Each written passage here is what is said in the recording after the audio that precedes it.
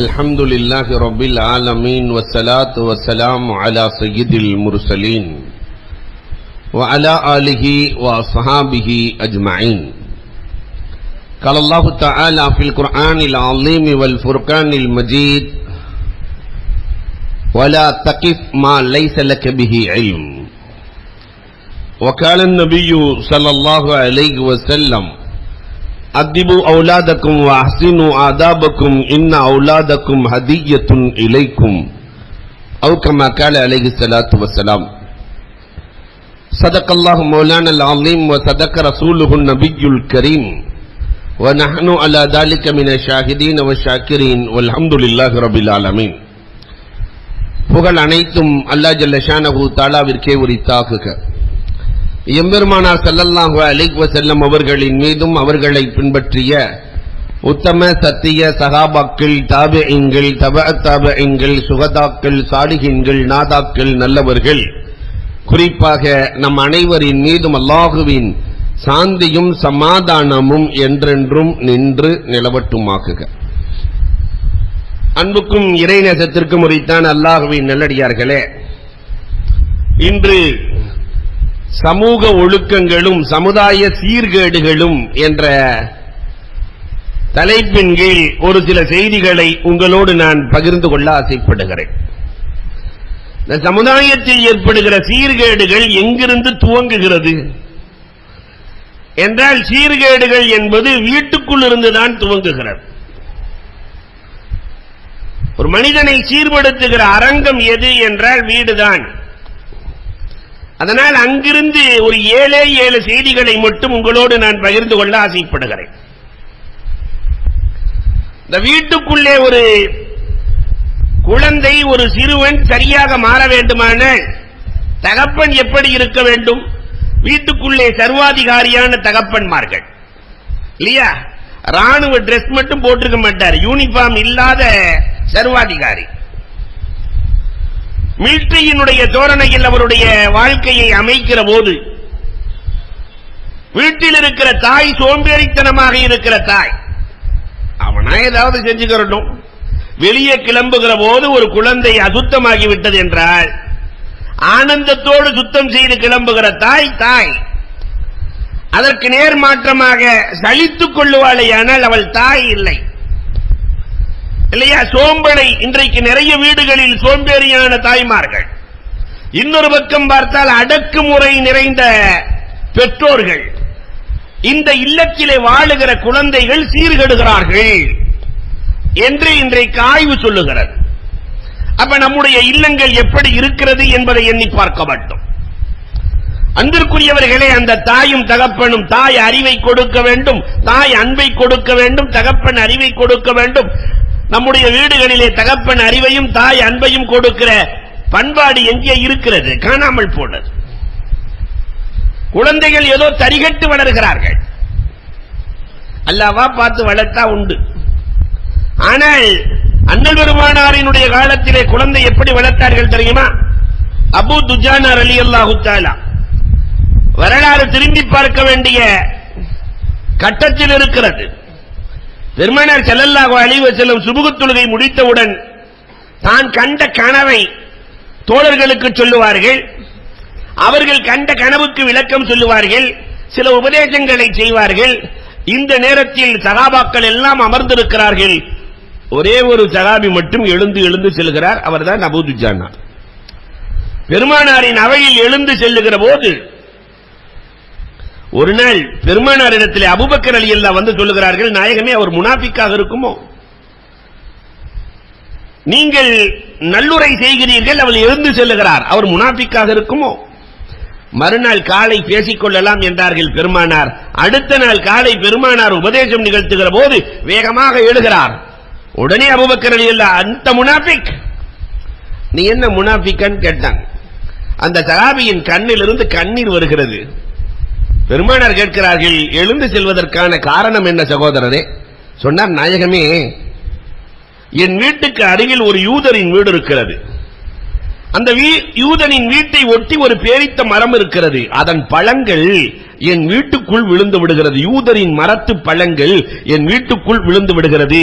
நான் வேகமாக செல்வதற்கு காரணம் வீட்டில் சின்ன பிள்ளைகள் இருக்கிறது. நான் தாமதமாக உங்கள் பயானை எல்லாம் முடித்ததற்கு பிறகு நான் போனேன்.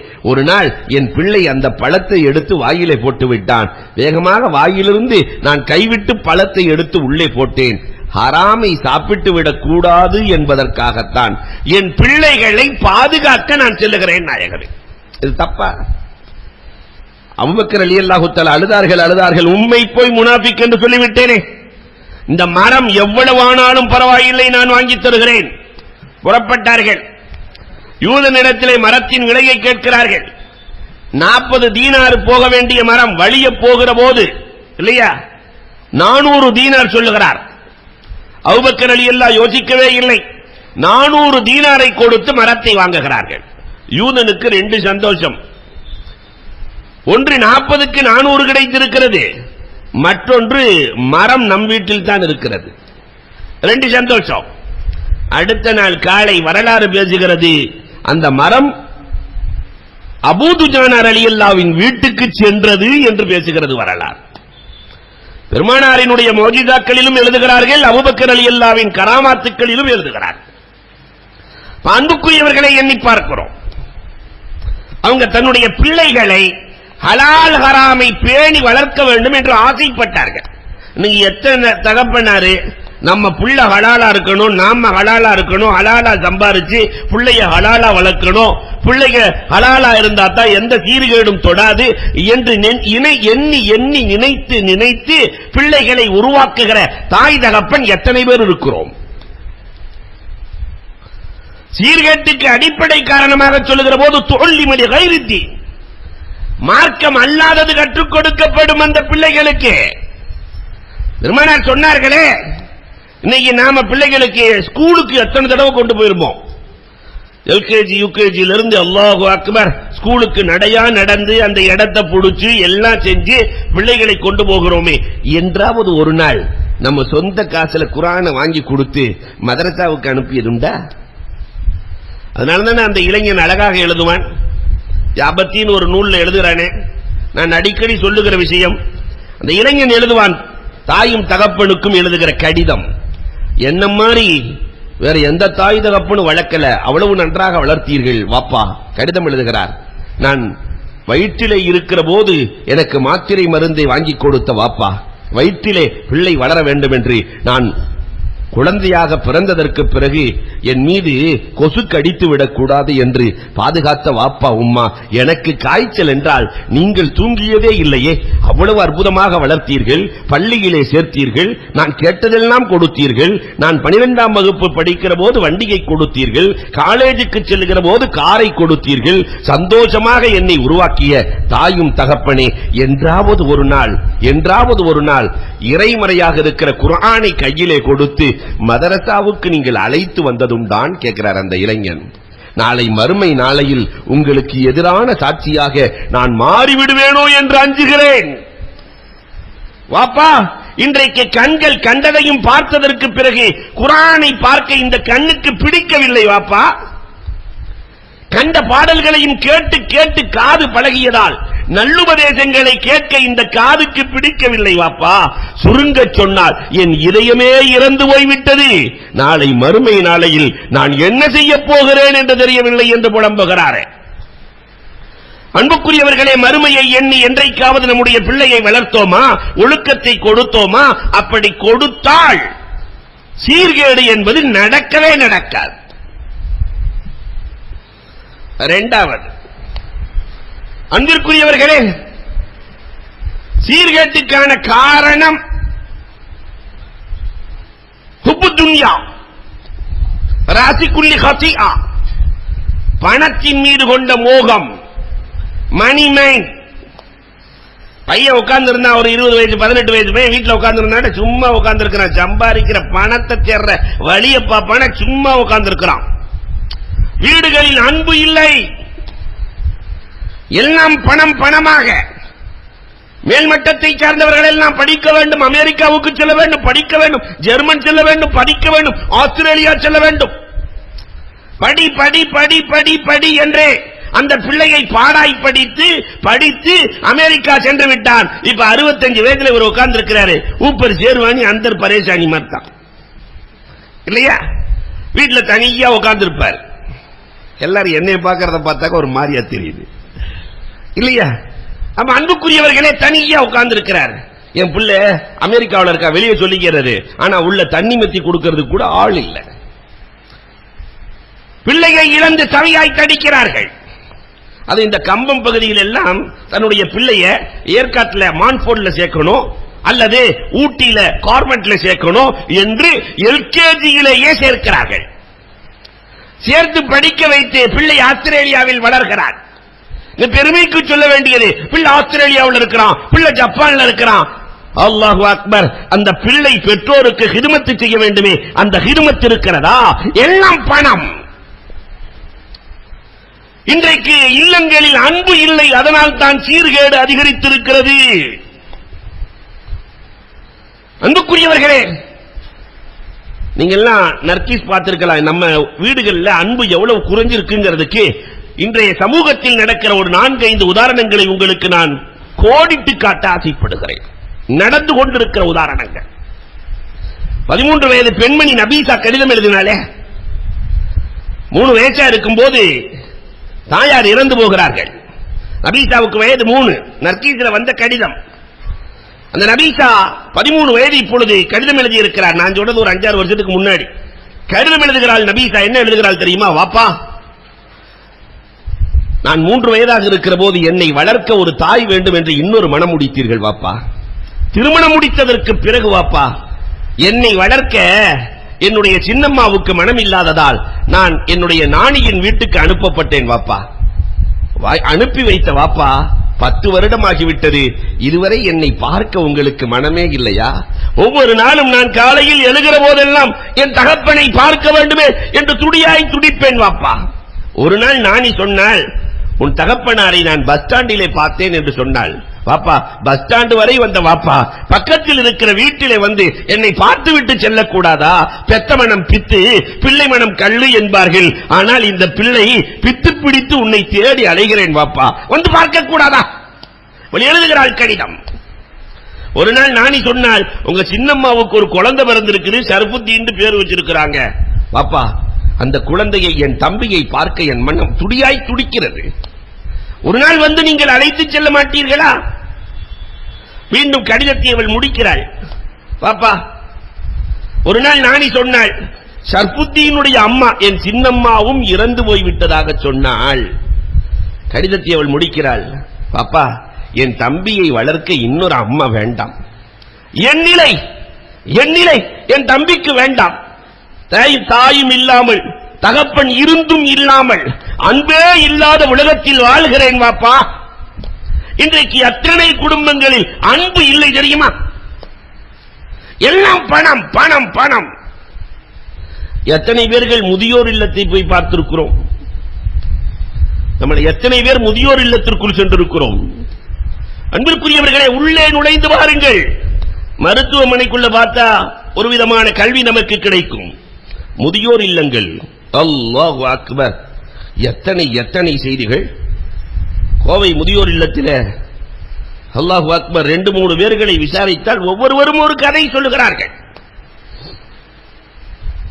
நாகர்கோயிலிருந்து கோவையில் இருக்கிறாய் ஒரு தாய், ஒரு தகப்பன். நாகர்கோயிலிருந்து கோவையில் அவர் கதை சொல்லுகிறார். மனைவி இறந்து போயிட்டாங்க, நான் தான், என் மகனோ ஒரே பையன், என் மகனோ என்னுடைய மருமகனோ ட்ரெயின்ல போலான்னு கூட்டிட்டு வந்தாங்க. சென்னைக்கு செல்லலாம் என்று அழைத்து வந்தார்கள். ரயில்வே ஸ்டேஷன்ல உட்கார வச்சுட்டு காபி வாங்கி வருகிறேன் என்று, அப்பா உனக்கு காபி வாங்கி வருகிறேன் என்று புறப்பட்டார் என் மகன். போனவரை காணாமேன்னு சொல்லி நான் போய் பார்த்து அழைத்து வருகிறேன் என்று என் மருமகளும் சென்றாள். அதற்கு பிறகு வரவே இல்லை. காவலர்கள் கேட்கிறார்கள், பெத்த தகப்பன் எவ்வளவு கஷ்டப்பட்டுமா? காவலர்கள் கேட்கிறார்கள், நாங்கள் கண்டுபிடித்து அவர்களிடத்திலே ஒப்படைக்கட்டுமா என்று கேட்கிற போது அந்த தகப்பன் சொன்னார், நான் ஏற்கனவே அவர்கள் விட்டு செல்லுகிற போதே செத்து போய்விட்டேன். இனி அவர்களிடத்தில் என்னை ஏன் ஒப்படைக்கிறீர்கள்? என்னை முதியோர் இல்லத்தில் ஒப்படையுங்கள் என்றேன். அதனால் நான் இங்கு இருக்கிறேன். போய் ஒரு நாள் கதை கேளுங்கள், அப்பொழுதுதான் மார்க்கம் சொல்வது புரியும். அன்புக்குரியவர்களே, அங்கேயே ஒரு பெண்மணி நூர்ஜான், நம்ம அம்மா, ஆஸ்திரேலியாவில் இருக்கிறார் மகன். அந்த அம்மா எழுதி வச்சிருக்கிறாங்க, நாங்கள் இருப்பது மனித காட்சி சாலை. எங்களிடத்தில் அவ்வப்போது பால் குடித்த மிருகங்கள் வந்து போகிற மனித காட்சி சாலை. ஆஸ்திரேலியாவை விட்டுட்டு முதியோர் இல்லத்தில் அம்மாவை விட்டுட்டு போயிட்டான். காரணம் அந்த வளர்ப்பு எல்லாம் மணி மணி மணி. அன்புக்குரியவர்களை எண்ணி பார்க்கிறோம். அப்ப பிள்ளைகளுக்கு அன்பு செலுத்தப்படாத போது, ரெண்டு பேரும் டாக்டர், புருஷனும் டாக்டர், பொண்டாட்டியும் டாக்டர், தன்னுடைய பிள்ளைய படிக்க வச்சு பிளஸ் 2ல நல்ல மார்க். உன்னையும் டாக்டருக்கு தாண்டா படிக்க வைக்க போறேன். அவன் தெளிவாக சொன்னானே, ஒரு காலமும் நான் மருத்துவராக மாட்டேன், ஒரு காலமும் நான் மருத்துவராக மாட்டேன். ஏண்டா, நான் ஆயாட்ட சாப்பிடுறதுக்கு ஆசைப்படல. என் புள்ள நான் சாப்பிட்ட மாதிரி என் புள்ள ஆயாட்ட சாப்பிடுறத நான் விரும்பலன்ட்டான். நீங்கள் மருத்துவம் மருத்துவம் என்று சென்று விட்டீர்கள், என் மீது அன்பு காட்டவில்லை. எனக்கு உணவூட்டியதெல்லாம் ஆயாதான், ஆயாதான் என்னை வளர்த்தார். இந்த நிலைமை என் பிள்ளைக்கு வரக்கூடாது. சமீபத்தில் நீங்கள் படித்திருக்கலாம், அமெரிக்காவில் இருந்து ஒரு பையன் வர்றார். ஒரு பையன் அமெரிக்காவில் இருக்கிறார், அம்மா மட்டும் இருக்கிறாங்க, சென்னையில் இருக்கிறார்கள். சென்னையில் நடந்த வரலாறு. அம்மாவிடத்திலே சொல்லுகிறார், அம்மா நீ அமெரிக்கா வந்துவிடு, அம்மா நீ அமெரிக்கா வந்துவிடு, தனியாக இருக்காதே, வீட்டில் இருக்கிற இந்த சொத்தை எல்லாம் வித்து பேங்க்ல அந்த அம்மா போட்டுட்டு, பையன் பேர்ல போட்டுட்டு அவன் டிக்கெட் அனுப்பிச்சிருக்கிறான். ஏர்போர்ட்டுக்கு போய் பார்த்தால் தான் அது போலி டிக்கெட் என்று தெரிகிறது. டிக்கெட் அனுப்பிச்சிட்டான். இந்த அம்மா வீட்டை வித்து எல்லாத்தையும் வித்து பையன் பேர்ல பணத்தை போட்டுருச்சு. அங்க போய் பார்த்தா அல்லாஹ் அக்பர், இது பொய் டிக்கெட் என்று அந்த அம்மா துடியாய் துடிக்கிறாளே. பெத்த தாயை மனமுருகச் செய்கிறார்களே. இது எதனால்? அன்புக்குரியவர்களே, சராசரியாக நம் இல்லங்களில் நடக்கிறது. அல்லமா காத்தானி அழகாக பேசுவார்கள். அல் முஹப்பத் லா துஸ்மன். 8 வயது சிறுவன் காத்தானி, அத்தாவும் இல்ல அம்மாவும் இல்ல, 8 வயது சிறுவன். ஆனா அந்த தாய் தகப்பை சொல்லியிருந்தாங்க, தம்பி நீ ஆட்டை கையேந்திரக்கூடாதா, கை மட்டும் நீட்டிடக்கூடாதா என்று சொல்லி இருக்கிறார்கள். ஆனா மூத்தா போயிட்டாங்க. இப்ப கடுமையான பசி, பக்கத்து வீட்டுல போய் கதவை தட்டி சாப்பாடு கேட்கலான்னு கதவை தட்டுறாரு. அம்மாவும் வாப்பாவும் சொன்னது நினைவுக்கு வருகிறது. அந்த அம்மா கதவை திறந்த உடனே இவர் கேட்கிறாரு, எனக்கு தாகமாக இருக்கிறது, தண்ணி கிடைக்குமா? கடுமையான பசியில் இருக்கிறார், தாகமாக இருக்கிறது, தண்ணீர் கிடைக்குமா? அந்த தாய் முகத்தை பார்த்து கொண்டு சொன்னாள், தம்பி உள்ள வாப்பா, உனக்கு உணவு தருகிறேன், உனக்கு நீர் தருகிறேன், எல்லாம் கொடுத்து அல்லாமா காத்தானிக்கு சந்தோஷமா சாப்பிட்டு முடிச்ச உடனே அந்த 8 வயது சிறுவன் சொன்னார், அல்லாமா காத்தானி எனக்கு இப்ப கொடுக்க காசு இல்ல, நான் சம்பாரிச்சு காசு தந்துறேன். நீங்கள் கொடுத்த உணவுக்கு நான் சம்பாதித்து பணம் தருகிறேன். அப்பதான் அந்த தாய் சொன்னாள், அல் முஹப்பத் லா துஸ்மன், தம்பி அன்புக்கு விலை இல்லையடா, அன்புக்கு என்னடா விலை கொடுப்பது? விலை இல்லை. காலம் ஓடுகிறது, காசானியின் மனதிலே பதிகிறது. அந்த அம்மா வயசான காலத்தில் காசானி வெறும் மார்க் அறிஞர் மட்டுமல்ல, பெரிய மருத்துவர். எல்லாரும் கைவிட்டாங்க அந்த அம்மாவை. காசானிக்கு செய்தி கிடைக்கிறது, இந்த அம்மா உடல்நிலை சரியில்லாமல் இருக்கிறார். போய் பார்த்தார்கள், சிகிச்சை அளித்தார்கள், குணமானது. அந்த அம்மா போகும்போது, இவ்வளவு நீங்கள் சிகிச்சை அளித்தீர்கள், எதுவுமே வாங்கலையே, உங்களுக்கு என்ன தரணும் என்று கேட்கிற போது காசானி சொன்னார், அம்மா நீங்கள் தான் 8 வயதில் எனக்கு சொன்னீர்கள், அல் முஹப்பத் லா துஸ்மன், அன்புக்கு விலை இல்லை. அன்பிற்குரியவர்களே, இந்த அன்பு இன்றைக்கு சமூகத்தில் காணாமல் போனது, அன்பே இல்லை.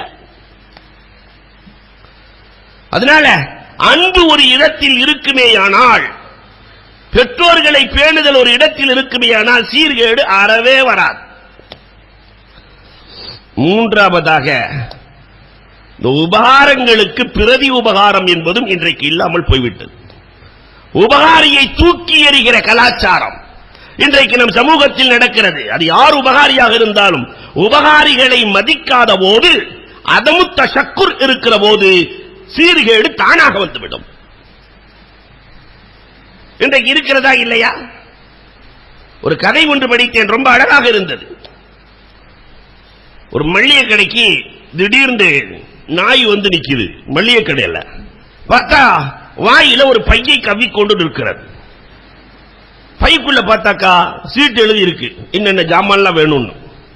அந்த மளிகை கடைக்காரரு அந்த சீட்டை எடுத்த உடனே அப்படி ஒரு திருப்புச்சு.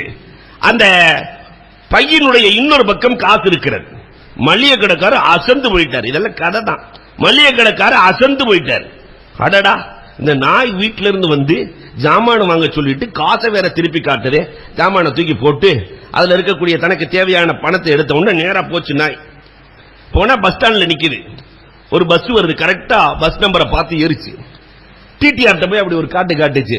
அவர் எடுத்துக்கிட்டு காசை எடுத்துக்கிட்டு டிக்கெட்டை வச்சுட்டாரு. முன்னாடி டிரைவருக்கு முன்னாடி போய் நின்னுக்குச்சு. இடம் வருகிற போது ஒரு கொலைச்சிச்சு.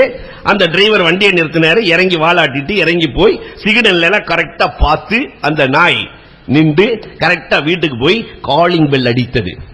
காலிங் பெல் அடிக்கிறது. இது அப்படி பார்த்துக்கிட்டே இருக்கிறாரு அந்த கடைக்காரர். அடடா, இந்த நாய் எவ்வளவு அற்புதமாக வேலை செய்கிறது. காலிங் பெல் அடிச்சு வீட்டுக்காரர் வேகமா கதவை திறந்து பட்டாண்டு ஒரு அடி அடிச்சு வேகமா பைய புடுங்கி, அறிவு கட்ட நாய. இந்த கடைக்காருக்கு தூக்கி வாரி போட்டுச்சு. இவ்வளவு நல்ல வேலை செஞ்சிருக்கு, இவன் இப்படி திட்டுறானே. போகும்போது சாவி எடுத்துட்டு போயிருக்க கூடாது, வந்து நீயே திறந்து வச்சிருக்கலாம்ல. எனக்கு ஏன் டிஸ்டர்ப் பண்ண, எனக்கு ஏன் தொல்லை கொடுக்கிறாய்? அன்புக்குரியவர்களே, இந்த நிலை இன்றைக்கு நம் சமூகத்தில் நடக்கிறதா இல்லையா? நாயா பாடுபட்டிருப்பான், நாயா உழைச்சிருப்பான். அந்த ரத்தம் சுண்டுகிற போது தூக்கி எறிந்து விடுகிற கலாச்சாரம், அது வீட்டுக்குள்ளும் சரி, நம்முடைய நிறுவனத்திலும் சரி, நம் சமூகத்திலும் சரி. நமக்கு உழைச்சானே, நம்ம உருவாக்கினானே, நமக்காக கஷ்டப்பட்டானே, அவன் இப்பொழுது கஷ்டப்படுகிற போது அந்த உபகாரத்தை நினைக்க வேண்டுமா இல்லையா? இந்த சமூகம் நினைக்காத போது பிரச்சனை உருவாகிறது. அன்பிற்குரியவர்களே, நபிகள் கோமான் ஸல்லல்லாஹு அலைஹி வஸல்லம் சின்ன சின்ன உபகாரங்களுக்கு பெரிய பெரிய பரிசு. அல்லாஹு அக்பர். இமாம் புகாரி என்ன அழகாக எழுதுகிறார்கள். பெருமானார் ஸல்லல்லாஹு அலைஹி வஸல்லம் பயணத்திலே செல்வார்கள். பயணத்திலே செல்லுகிற போது அலி ரலியல்லாஹுவையும் இன்னொரு சகாபியையும் அழைத்து, தண்ணீர் இல்லை, ஒளி செய்ய குடிக்க தண்ணீர் இல்லை, தண்ணீர் கொண்டு வாருங்கள். தண்ணியை தேடி போறாங்க. போனா ஒரு அம்மா ஒட்டகத்துல ஒரு 4 குடம் தண்ணியை வச்சு வந்துகிட்டு இருக்குது ஒட்டகத்துல. அலி ரலியல்லாஹு கேட்டாங்க, இந்த தண்ணி எங்க இருக்கு அப்படின்னு கேட்டாங்க. அந்த அம்மா பதில் சொல்லுச்சு, நேத்து இன்னாரம் கிளம்புனேன், இப்ப வந்திருக்கேன்னுச்சு. தண்ணி எடுக்கிறதுக்கு நேத்து இன்னாரம் போனேன், இப்ப வந்திருக்கேன்னுச்சு. 24 மணி நேரம் பயணம் பண்ணாதான் தண்ணி. ஒன்னு அலி ரலியல்லாஹு சொன்னாங்க, என்கிட்ட ஒரு அதிசய மனிதர் இருக்கிறாரு, ஒரு சாஹிப் இருக்கிறாரு, ஒரு அதிசய மனிதர், அவரிடத்திலே கொடுத்தால் கொஞ்சம் கூட தண்ணி குறையாது, ஆனா அவரும் பயன்படுத்திக்குவார். அப்படியா? அதிசயமாக கேட்கிறது. வான்னு கூட்டு போனாங்க. பெருமானார் ஸல்லல்லாஹு அலைஹி வஸல்லம் அவர்கள் அந்த பாத்திரத்திற்குள்ளே, அந்த குடத்திற்குள்ளே கையை விட்டார்கள். எல்லோரும் ஒளி செய்தார்கள். 1400 பேர் ஒளி செஞ்சாங்க, குடிச்சாங்க, குளிச்சாங்க, ஒட்டகங்களுக்கு கொடுத்தார்கள். ஒட்டகம் எவ்வளவு குடிக்கும்? 6 மாதத்துக்கு சேர்த்து வச்சுக்கோ. ஒட்டகம் குடித்தது எல்லாம் முடிந்தது, எல்லாம் முடிந்தது. அல்லாஹு அக்பர். அந்த தண்ணீர் கொஞ்சமும் குறையவில்லை. பெருமானாரினுடைய 2 விரல்களுக்கு இடையிலிருந்து ஊற்றெடுத்து வருகிறது நீர். ஹவுலுல் கௌசரை விட சிறந்த நீர் அந்த நீர் என்கிறார்கள். ஜம்சமை விட சிறந்த நீர் அந்த நீர் என்கிறார்கள். இதை குடிக்கிற பாக்கியம் அல்லாஹ் அந்த சஹாபாக்களுக்கு மட்டும் தான் வழங்கினான், இல்லையா? அல்லாஹு அக்பர். அன்புக்குரியவர்களே, தண்ணி வாங்கினதுக்கு பிறகு பெருமானார் சின்ன அந்த உபகாரம் செய்ததற்காக, உங்களிடத்தில் என்ன இருக்கிறது கொண்டு வாருங்கள். 1400 பேர்கள் பயன்படுத்தினீர்களே தண்ணீரை, பயன்படுத்தியவர்கள் எல்லாம் இந்த பெண்ணுக்கு நீங்கள் வைத்திருப்பதை கொண்டு வாருங்கள். ஒருத்தர் பார்த்தா மாவு வச்சிருக்கிறாரு, ஒருத்தர் பேரிச்சம்பழம் வச்சிருக்காரு, என்னென்ன இருந்துச்சோ எல்லாம் பெரிய மூட்டையா கட்டி அந்த ஒட்டகத்தின் மேலே தூக்கி வைக்கிறார்கள். 3-4 சஹாபி சேர்ந்து தூக்கி வச்சாங்க. கொஞ்சம் நீர் கொடுத்ததற்காக, ஒரு சின்ன உபகாரம் செய்ததற்காக பெருமானார் கொடுத்தது பேருபகாரம். அந்த அம்மாவுடைய ஊரை தாண்டி பெருமானார் போகிற போது, இந்த ஊரிலே படையெடுக்க வேண்டாம் பெருமானார் சொன்னார்கள். காரணம், நமக்கு நீர் கொடுத்த தாய் இந்த ஊரை சார்ந்தவர், நமக்கு நீர் கொடுத்த தாய். அன்பிற்குரியவர்களே, காலம் முழுக்க இல்லையா வாழ்ந்தவர்களுக்கு இன்றைக்கு என்ன இருக்கிறது? அண்ணன் தம்பி உபகாரிகள்.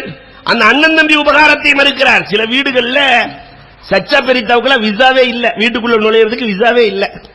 நிறைய இல்லங்களில் இப்ப அப்படி மாறிட்டு வருது. அண்ணன் தம்பி உண்மையிலே சேர்ந்திருந்தா எல்லாருமே திஷ்டி சுத்தி போட்டுக்கங்க. ஒரு இடத்துல பார்த்தா 3 பேர் ஒன்னாவா சேர்ந்திருக்கீங்கன்னு ஒரு ஆள் கேட்டார். அதோட முடிச்சு ஒருத்தர் ஓடிட்டார். இல்லையா? இல்ல ஒன்னாவா சேர்ந்திருக்கிறீங்க. நஊது பில்லாஹ்.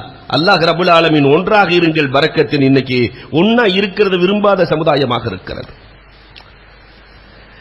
அண்ணன் செய்த உதவியை தம்பி மறப்பது, தம்பி செய்கிற உதவியை அண்ணன் மறப்பது, இஹ்சானுக்கு நன்றியே இல்லாமல் போகிற போது சீர்கேடு அதிகரிக்கும். ரசூலுல்லாஹி ஸல்லல்லாஹு அலைஹி வஸல்லம் அவர்கள் சொல்லி இருக்கிறார். பெருமானாரினுடைய வரலாற்றில் இன்னொரு அதிசயமான வரலாறு. கண்மணி நாயகத்துக்கு உதவி செஞ்ச எல்லோத்துக்குமே பெருமானார் உதவி இருக்கிறார்கள். ஒரு கிராமவாசி ரசூல் ஸல்லல்லாஹு அலைஹி வஸல்லத்துக்கு பின்னாடியே வர்றாரு, ரசூலுல்லாஹ்வுக்கு ஹிதமத் பண்றாரு, எல்லாம் செய்யறாரு.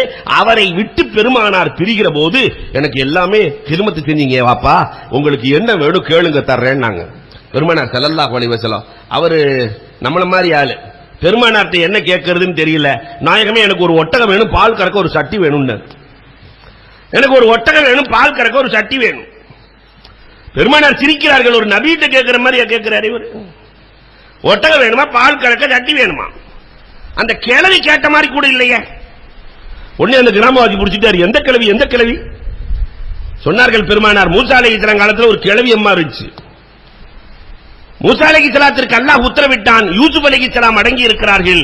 அவர்களை தோண்டி அவர்களுடைய ஜனாதாவை பைத்துல் முக்கத்தஸில் அடக்க வேண்டும். நபிமார்களுடைய உடலை மண்ணு தொடக்கூடாது. அவங்க ஜனாதாவை பைத்துல் முக்கத்தஸில் அவங்க உடம்பை எடுத்து அடக்கணும்.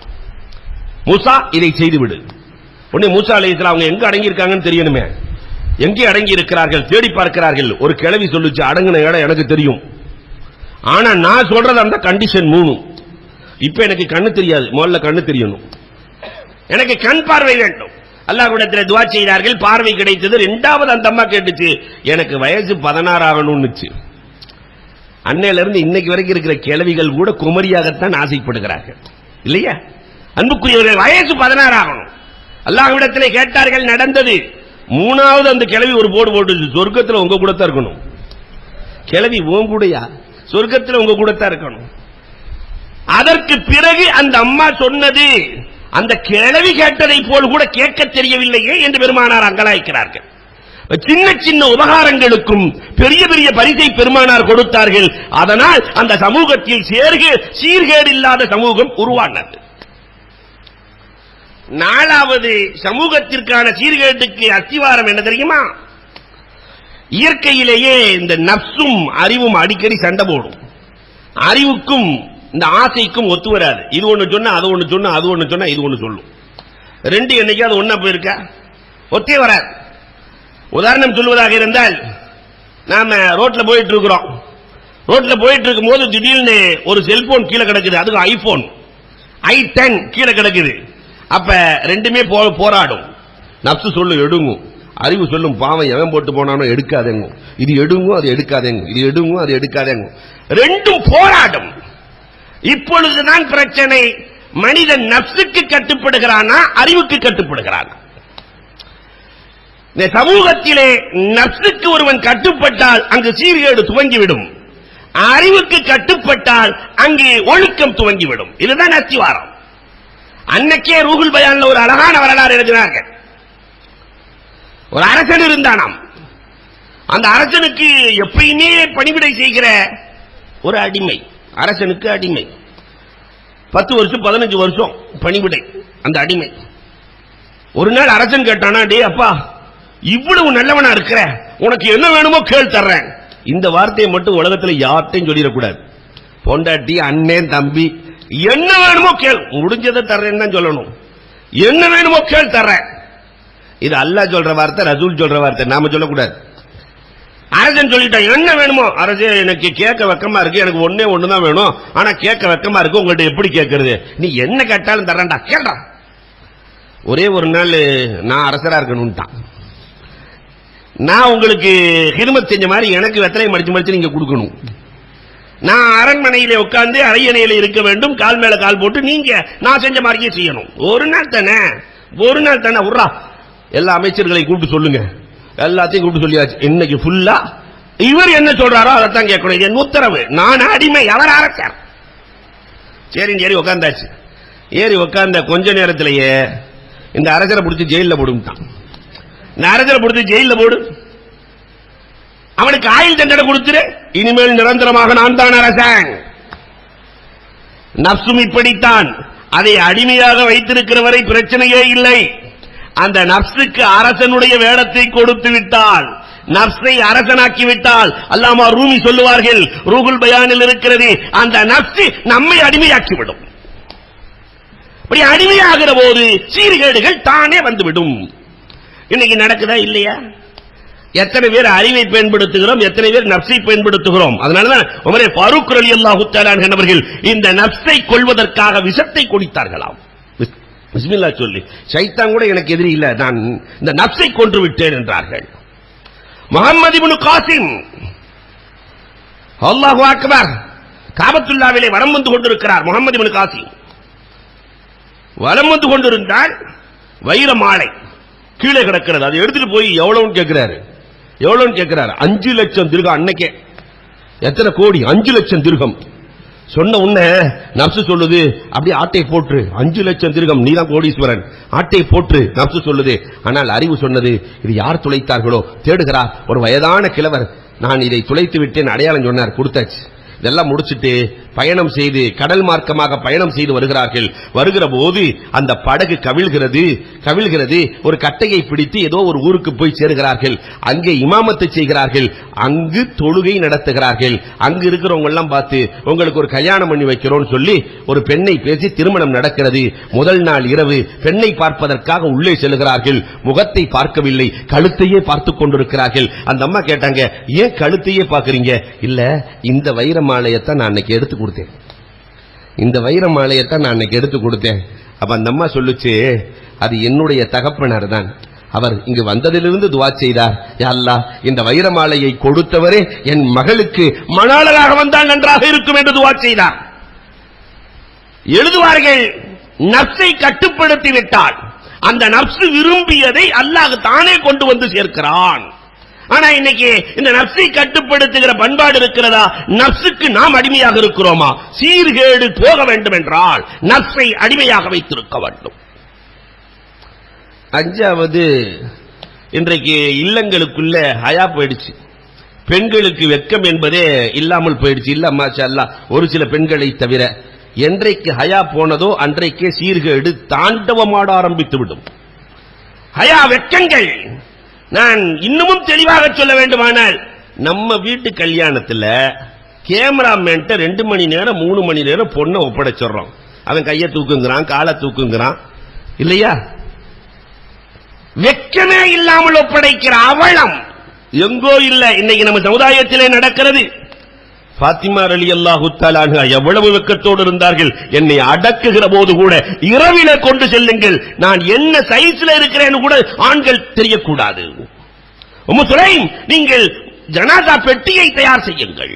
பெட்டிக்குள்ள முதல்ல இந்த ஜனாதா பெட்டியை உருவாக்க சொன்னது ஃபாத்திமா ரலியல்லாஹு அன்ஹா. அந்த உம்மத்திலே பரம்பரையிலே வந்திருக்கிற நாம் இன்றைக்கு எப்படி இருக்கிறோம்? அன்புக்குரியவர்களே, எல்லா ஜவுளி கடையும் நம்ம அம்மா தான். ரம்ஜானுக்கு போனீங்க, விட்டு தொலைங்க. தீபாவளிக்கு என்ன வேலை? பொங்கலுக்கு என்ன வேலை? எல்லா கடற்கரையிலையும் நம்ம அம்மா தான். புர்காவை லைசன்ஸ் நினைச்சாங்களோ என்னவோ தெரியல, அதனால புர்கா போட்ட எங்கேயும் போகலாம். அன்புக்குரியவர்களே, ஹயா குறைகிற போது சீர்கேடு தானாக ஆரம்பித்து விடும். 6வது, கூடாத நட்பு. இன்றைக்கு எல்லா பிரச்சனைகளுக்கும் அடிப்படை காரணம் என்னவென்றால் இந்த நட்பு தான். கூடாத நட்பு. கூடாத நட்பால் தான் சமூகம் சிதறி கிடக்கிறது. என் பையன் கெட்டு போயிட்டான், நண்பன் சரியில்லை. கூடாத நட்பு சீர்கேட்டை ஏற்படுத்திவிடும். இது எல்லாத்துக்கும் தலை 7வதாக இந்த சினிமா, டெலிவிஷன். அல்லாஹு அக்பர். எல்லா குப்பைகளையும், கலாச்சார குப்பைகளை கொண்டு வந்து வீட்டுக்குள்ளே போடுகிற காரணத்தினால் இன்றைக்கு நம் இல்லங்களுக்குள் இஸ்ராப் அதிகமாகிவிட்டது. நிறைய வீண்விரயங்கள் அதிகமாகிவிட்டது. உறவுகளை பார்த்து பேசுகிற பண்பாடு குறைந்து போய்விட்டது. உறவுகளை சேர்க்கிற பண்பாடு குறைந்து போய்விட்டது. கணவன் மனைவிக்கு மத்தியிலே சண்டைக்கான காரணம் எது? எப்படி கணவன் மனைவியோடு, மனைவி கணவனோடு நடப்பது என்ற நாகரிகமும் பண்பாடும் இல்லாமல் போய்விட்டது. உறவுகள் அத்தனையும் துளைத்த அந்த சீர்கேட்டுக்கு சீமானாக இன்றைக்கு திகழ்வது அந்த தொலைபேசியும் தொலைக்காட்சியும். இதெல்லாம் தூக்கி எறிகிற போது, பள்ளியோடு தொடர்பு கொள்ளுகிற போது, ஒழுக்கத்தை கையாளுகிற போது இந்த சமுதாயம் சீர்விடும். சீர்கெட்ட சமுதாயத்திலிருந்து அல்லாஹ் ரப்புல் ஆலமீன் நேர்வழியை காட்டி நேர்வழி பெற்ற சமுதாயமாக அல்லாஹ் நம்மை ஆக்கி அருள்வானாக. வாஹிரு தஅவானா அனில் ஹம்துலில்லாஹி ரப்பில் ஆலமீன். அன்புக்குரியவர்களே, இன்றைய அமல், ஏதாவது ஒரு அதிகாரிகளை பார்த்து பேச போறோம், ஏதாவது ஒரு இடத்துல நமக்கு சாதகமாக நடக்க வேண்டி இருக்கிறது, அது ஹலாலான பிரச்சனை, சாதகமாக நடக்கணும். அப்ப 21 முறை ஓதிக்கொண்டு செல்ல வேண்டும். உஃபவ்விலு அம்ரி அலல்லாஹ் வல்லாஹு பஷீரும் பில் இபாத். உஃபவ்விலு அம்ரி அலல்லாஹ் வல்லாஹு பஷீரும் பில் இபாத்.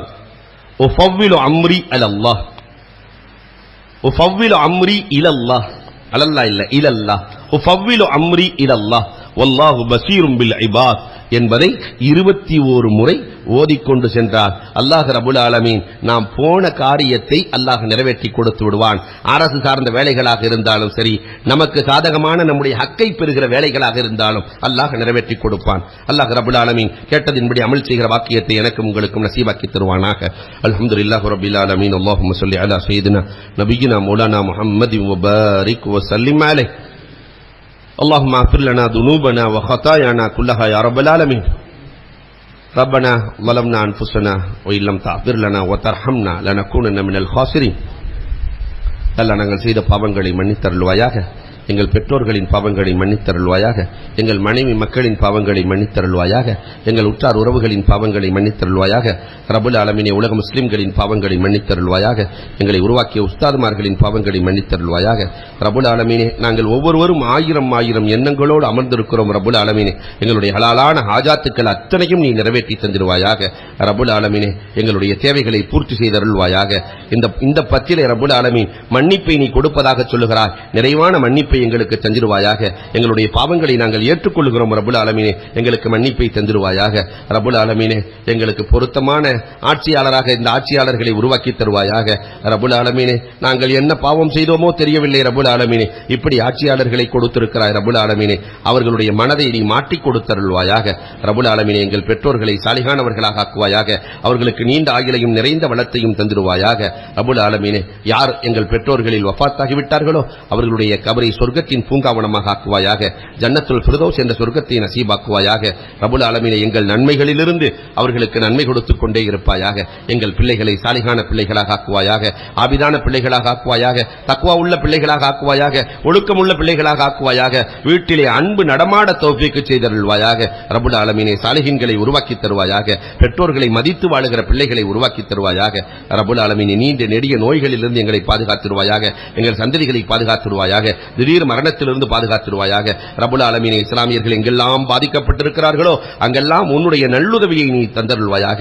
ரப்புல் ஆலமீனே, இலங்கையிலே நல்லுதவியை தந்துருவாயாக. பலஸ்தீனிலே பாதிக்கப்பட்டிருக்கிறார்கள், காசாவிலே பாதிக்கப்பட்டிருக்கிறார்கள், உலகத்தில் இருக்கிற பல நாடுகளில் பாதிக்கப்படுகிறார்கள். ரப்புல் ஆலமீனே, அவர்களுக்கு நீ பாதுகாப்பாக இருந்தருள்வாயாக. ரப்புல் ஆலமீனே, வேலை இல்லாதவர்களுக்கு வேலையை கொடுப்பாயாக. வேலையுள்ளவர்களுக்கு பதவி உயர்வை தந்துருவாயாக. யாருக்கெல்லாம் குழந்தைகள் இல்லையோ அவர்களுக்கு குழந்தை பாக்கியத்தை தருவாயாக. ரப்புல் ஆலமீனே, 20-28 வயதை தாண்டியும் ஏழை குமர்களாக இருக்கிறார்கள். ரப்புல் ஆலமீனே, அவர்களை நீ கரை சேர்த்து அருள்வாயாக. ஆண்களுக்கும் பெண்களுக்கும் நல்ல ஜோடிகளை சேர்த்து தந்துருவாயாக. கடன்பட்டு நிறைய பேர்கள் இருக்கிறார்கள். ரப்புல் ஆலமீனே, அவர்களுடைய கடன் கஷ்டங்களை நீக்குவாயாக. கடன் வரவேண்டியவர்கள் நிறைய பேர்கள் இருக்கிறார்கள். ரப்புல் ஆலமீனே, அவர்களுக்கு நீ வர தௌஃபீக் செய்தருள்வாயாக.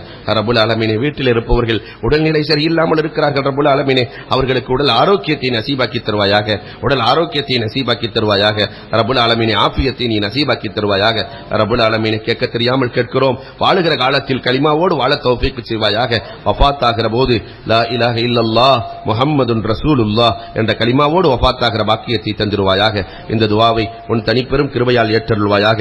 இந்த கண்மணி நாயகத்தின் பொருட்டால் ஏற்றருள்வாயாக. குர்ஆனின் பொருட்டால் ஏற்றருள்வாயாக. ரமலானின் பொருட்டால் ஏற்றருள்வாயாக.